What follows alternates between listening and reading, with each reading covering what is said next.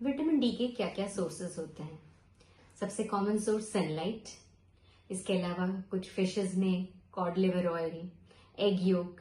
Certain food items which are fortified with vitamin D,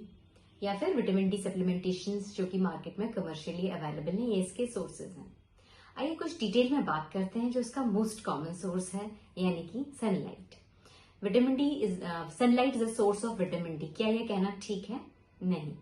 sunlight में vitamin D नहीं होता, लेकिन सनलाइट जब हमारी बेयर स्किन पर, यानी कि वह स्किन जो सनस्क्रीन, कपड़ों और ग्लासेस आदि से,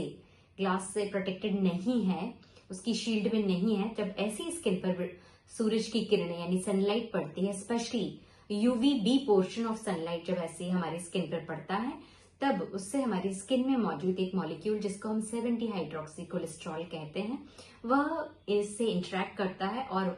through a process of steps के थ्रू विटामिन डी की सिंथेसिस हमारे शरीर में होती है। इस पूरी प्रक्रिया में विटामिन डी के अलावा कुछ और भी फोटो प्रोडक्ट्स प्रोड्यूस होते हैं जो कि बायोलॉजिकली एक्टिव होते हैं, यानी उनका भी बहुत इंपॉर्टेंट रोल हमारे शरीर में होता है। इसीलिए इस सोर्स से, यानी कि सनलाइट के थ्रू हमारी बॉडी में होने वाली विटामिन डी की सिंथेसिस से जो विटामिन डी हमें प्राप्त होता है वह मच सुपीरियर होता है एज कंपेयर टू कि हम उसे विटामिन डी सप्लीमेंटेशन या थ्रू एनिमल सोर्सेज से लेते हैं। आप जानते हैं, अब हम बात करेंगे what is sensible sun exposure, यानी कि सेंसिबल सन एक्सपोजर क्या होता है, यानी कि जिसके थ्रू हम एडिक्वेट मात्रा में विटामिन डी की सिंथेसिस अपने बॉडी में कर सकें। तो यह बहुत सारी बातों पर डिपेंड करता है।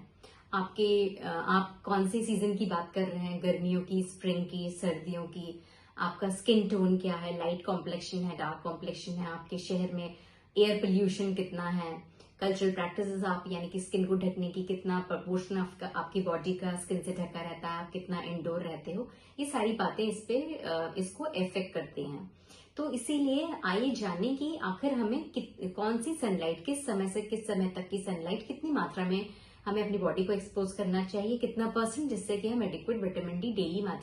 रूप से पा सकें। तो यह बोला गया है सुबह 10 बजे से लेकर दोपहर के 3 बजे तक की जो सनलाइट होती है, उसमें जो पाई जाने वाली यूवीबी किरणें होती हैं, वह विटामिन डी सिंथेसिस के लिए सबसे अच्छी मानी जाती हैं। स्पेशली यह समर सीजन और स्प्रिंग सीजन की मैं बात कर रही हूँ। इस मौसम में मात्र 5 मिनट से लेकर 30 मिनट तक का सन एक्सपोजर, अगर आपकी 25 से 30% स्किन भी एक्सपोज है, तो बोला जाता है सफिशिएंट है आपकी daily requirement of vitamin D की सिंथेसिस के लिए। किंतु सीजन के बदलने के साथ, यदि यह सर्दियों का मौसम है या ऐसे मौसम है जहां बादल ज्यादा है और आपको सन एक्सपोजर प्रॉपर नहीं मिल पा रहा है, या बिकॉज ऑफ विंटर आपकी स्किन ज्यादा कवर्ड है बिकॉज ऑफ क्लोथिंग, या शहर में एयर पोल्यूशन ज्यादा है, या फिर आप एल्डरली हो या आप माल एब्जॉर्प्शन के पेशेंट हो, तो ऐसे कंडीशन में या आपका स्किन का कॉम्प्लेक्शन डार्क है, तो यह जो ड्यूरेशन है सनलाइट एक्सपोजर का, यह रिलेटिवली बढ़ जाता है उतने ही अमाउंट का सनलाइट विटामिन डी सिंथेसाइज करने में। कभी कभी इसका ड्यूरेशन आवर्स में भी होता है। इसीलिए यहाँ ये समझना बहुत आवश्यक है कि यदि सर्दियों के मौसम में या किसी और मौसम में आप कांच के थ्रू आने वाली सूरज की किरणों में बैठकर यह सोचिए कि आपकी बॉडी में एडिक्वेट विटामिन डी सिंथेसिस हो रहा होगा, तो यह गलत है, क्योंकि कांच जो होता है वो सनलाइट की यूवीबी किरणों को रोक देता है, अपने से आर पार नहीं होने देता है, और ये किरणें हमारी स्किन पर नहीं पड़ती हैं, विटामिन डी नहीं सिंथेसाइज होता है। यह एक बहुत कॉमन मिथ है और लोगों में बहुत कॉमन रूप से मिलता है, पाया जाता है।